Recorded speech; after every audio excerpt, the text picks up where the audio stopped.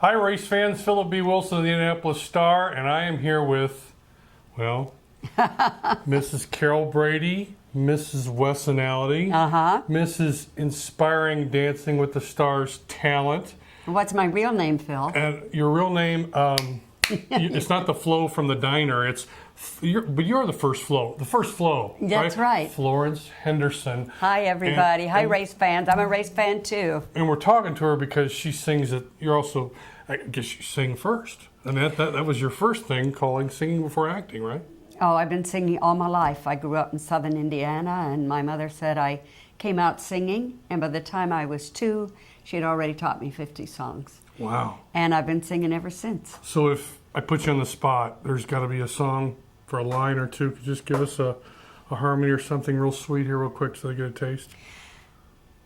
Here's the story of a lovely lady who is bringing up 3 very lovely girls. Oh. All of them had hair of gold. Well, kind of. Like their mother. It's wonderful. Thanll Phil. That'll cost you $5,000. I know. No, I'm kidding. But my father was a tenor. Oh, really? And sang national anthems and always told me how difficult it was to sing that song. You're singing God Bless America at the Speedway. You've done that for how long now? I think this is like my 17th or 18th year. There you go, see? 17,500, we came together. Yes, yeah, right, we started together. We were babies. Yeah, for me, I've sung the national anthem. I've sung America the Beautiful. I think my favorite is God Bless America. For what it says, and especially, you know, for the last few years with Afghanistan and, sure, you know, what's going on around the world, really. So I feel it's extremely meaningful. As far as the national anthem, I love singing it. I've heard it can be difficult. It can be difficult, but, you know, it's you just got to get under it and breathe and let it fly. Do you ever, when you're singing somewhere publicly, you ever forget? I've never forgotten the national anthem nor anything, any lyric in God Bless America. But when I've done long-running, like Broadway shows, and you have those 8 shows a week, all of a sudden you go, one day you're singing and the lyric's just gone. So you make up a lot of lyrics. It's fun. Doesn't happen often, but almost every performer will tell you that in a long run. It happens. You do a wonderful job at the Speedway. How much of a thrill is that? Because of the audience and you're booming out on this mic to 250,000, 300,000 people, and you've become a tradition. An Indianapolis 500 tradition. For all the things you've done in your life, you are a tradition of the greatest race in the world. Well, Phil, you know what's so great about it for me, growing up a little poor kid, youngest of 10 in southern Indiana. Dale, Indiana. And right? I was born in Dale, and then we moved to Rockport. You moving on up. Different show, sorry. Yeah. Well, anyway, you know, I could only dream about coming to a race like this.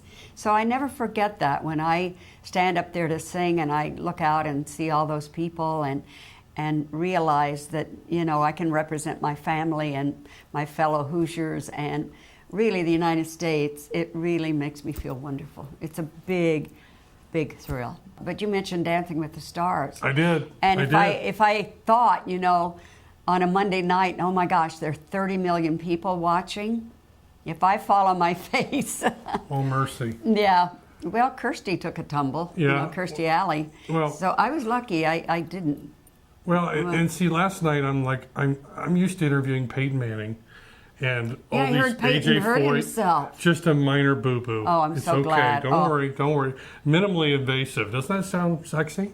Oh, it does. Minimally invasive on the back of the neck. Have you ever had any minimally invasive? No, maximally invasive would be more fun, I think. Yeah, it probably would. Yes. So I'm like, well, Mom, what do I ask America's mom? I mean, we all grew up with you. Name? What is your mom? Miriam Green. And I said, Mom, what do I ask her? She said, you tell her she was so inspiring. I loved her on Dancing with the Stars. I'm like, and she was on that?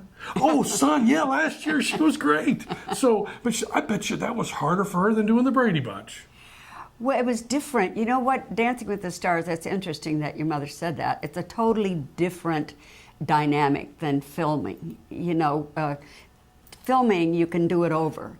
Dancing with the Stars, you can't. It's live. You can't say cut, line. No, could I do this again? Could I redo this isn't that? working, yeah. Yeah, I really stumbled on that one. No, you can't do that. And for me, it was really like my Broadway days, Dancing with the Stars. You know, I did a lot of Broadway shows, and that was the same intensity, you know, with the rehearsal period. We rehearsed 7 hours a day, 7 days a week. Could you do that, Phil? I could not. But I've never been as talented as you, and I'm comfortable with that. I probably, you know, outkicked my coverage in life just doing what I do as a sports writer. But well, hey. I was in New York City and saw a Phantom of the Opera in August. Oh, did you love it? And I've seen a chorus line there. So even though I'm not Broadway educated, you don't have to be. You sit there and marvel and think, how can they do that? How can they sing live like that? And 8 shows a week. Yeah, you don't have to be a theater maven and know everything about it. You just go and you're transported to another place, I think. It's incredible. Yeah. As far as the Brady Bunch, most of us grew up with you. Mm-hmm. All right. What happened to you, Phil? Well, I know. I'm asking myself that. I'm kidding. Well, and you think of Alice, you think of your husband, Mike. And right, my children. Didn't we have Tim Matheson play your second husband there for a little while there? He came in on the show. He stole a horse from you or whatever. And I thought, wow, she was married another time other than she had 3 kids and then. Well, they never talked much about my first husband. I wondered about that. Ever. You want to clear the air and tell us about the first Mr. whatever his name was? I killed him. No. There you go. There you go. It's confessions. And the truth shall set you free, Carol Brady. I'm free now. I'm free. There. Statute of limitations on murder? Yeah. It's over. It's gone. Yeah. No, you know, they talked about it briefly in like the first show. They showed a picture quickly, and then we never mentioned it again because people accepted us as a family right away, and I think they wanted to keep it that way. So we never really discussed what happened to our partners. But I'm assuming that my husband was ill and passed away, and I don't know what happened to Mike's wife. Okay. She's probably still out there somewhere, mad at me. I don't know. Do you think the Brady Bunch is why you have that star in the Walk of Fame there, or is it other? I mean, you did a lot of other things, but everybody knows you as Mrs. Brady. Well, I received so much affection for being Carol Brady, and the question I'm asked the most is the one you asked me when I first saw you, because your mother wanted you to get a hug and a kiss. I did. Oh, mercy. Thank you very much, Mom. How about that, huh? Miriam? Well, my mom she's happy. She's covered in painting my house right now, but she'll be... Your mother is painting your house? Well, my brother and my mother, I was doing it before, so we're getting it ready to sell. Well, your nails look okay, though. Yeah. Well, they're a little... You cleaned up real nice. You clean up exceptionally nice. How do you stay so good looking, shall we say? Well, bless your heart. Well, I work out very hard. I work out 3 times a week. What you mean? Yeah, I'm a little sore myself. Yeah, I can see that. You hit this. Go ahead, hit it hard. You're just firm as all get out. It's all muscle. It's all muscle. I work out 3 times a week. All right. Oh, well, now, come on. Okay, I'm sorry. All right, That's not fair, because you got a better angle than I do. I'd let you win. So it's very important. I try to be aware of nutrition. I take vitamins. I pray a lot. I think the secret of life, and it's what I've always tried to find, and I still try to find it, is balance. A balance in your life, and mentally, spiritually, and physically. So I try to keep those 3 things as balanced as I can. I have 4 children. I have 5 grandchildren. Real children. Real children. Not Marcia. Not Jan. Marcia. Well, they're like my second group of kids. Do you stay in touch with those guys? Everybody. Really? Ambi Davis. She's in a religious community in Texas and has been for many years. Alice does a lot of good work. And Eve Plum is in a play in New York. I was just there last week. Really? Yeah. And they're all great. I talk to Barry quite often, and Susan Olson. I talk to all of them. How about that? Yeah, it's great.